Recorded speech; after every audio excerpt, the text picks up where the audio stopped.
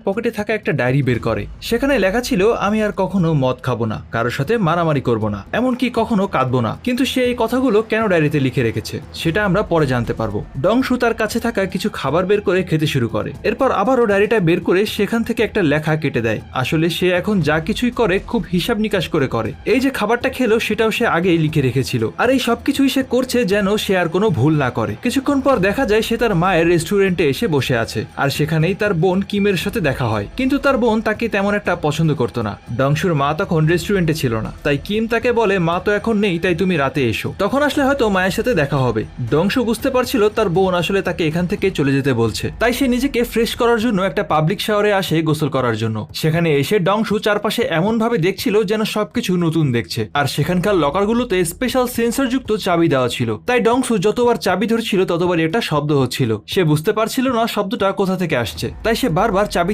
হাত দিতে থাকে। আর তখন সেখানে থাকা আরেকজন লোক এই শব্দে বিরক্ত হয়ে ডংশুকে বকাবকি করতে শুরু করে। সে তাকে বলে, তুমি কি জঙ্গলে থাকো নাকি, এত প্যাপ ও শব্দ কিসের? ডংশু সাথে সাথেই তার কাছে ক্ষমা চায় আর বলে, আমি আসলে এটা আগে কখনো ব্যবহার করিনি, আপনাকে ডিস্টার্ব করার জন্য আন্তরিকভাবে দুঃখিত। লোকটা ফিরে এসে আবারও নিজের জায়গায় বসে, কিন্তু কিছুক্ষণ পর যখন সে আবারও একটু ডংশুকে বেশি কথা শোনানোর জন্য তার সামনে আসে, তখন ভয়ে তার মুখ শুকিয়ে যায়। তার মুখ থেকে কোনো কথাই বেরোচ্ছিল না, কারণ ডংশু তখন তার জামা কাপড় পাল্টাচ্ছিল। আর লোকটা দেখে ডংশু সারা শরীর জুড়ে ট্যাটু করা, আর এই ট্যাটুগুলো ঢাকার জন্য ডংশু সবসময় ফুল হাতা শার্ট আর গেঞ্জি পরে থাকতো। ডংশু যখন ভেতরে গোসল করছিল তখন বাইরের রাস্তায় একজন লোক একটা মহিলাকে মারধর করছিল। লোকটা যখন মহিলাটাকে মারছে ঠিক একটু দূরেই একটা পুলিশের গাড়ি দাঁড়িয়ে আছে, কিন্তু পুলিশ সবকিছু দেখেও না দেখার ভান করে সেখানেই চুপচাপ বসেছিল। তখন একজন পুলিশ আরেকজনকে জিজ্ঞেস করে, কি ব্যাপার, আমরা কোনো অ্যাকশন নিচ্ছি না কেন? তখন সিনিয়র পুলিশ তাকে বলে, যে লোকটা মারছে সে আসলে সাঙ্গার দলের লোক। আসলে সাঙ্গা বর্তমানে এই শহরের সব থেকে বড় দুইজন গ্যাংস্টারদের মধ্যে একজন, আর তার উপর এই শহরের সব থেকে ক্ষমতাবান পলিটিশিয়ান কাজামার হাত ছিল। তাই পুলিশ কখনোই তাদেরকে কোনো কাজে বাধা দিতে সাহস পেত না। ঠিক তখনই আমরা দেখতে পাই সাঙ্গা তার দলের লোকদের সামনে একটু ভাব নিচ্ছিল।